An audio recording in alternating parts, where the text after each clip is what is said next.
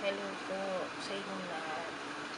Sa lahat po ng mga tumulong, mga kaibigan ko po, mga mag-anak ko po, mga professor ko din po, mga tumutulong din po sa akin. From the bottom of my heart, thank you. Thank you so much po sa lahat ng tulong ko po. Tatanawin ko po utang na loob lahat na inutulong po sa akin. Ngayon po, kung ano po yung nakikita nyo, ito po yung sitwasyon ko po ngayon. Ako'y hihingi po ng mga tulong po ulit ng galing sa inyo po.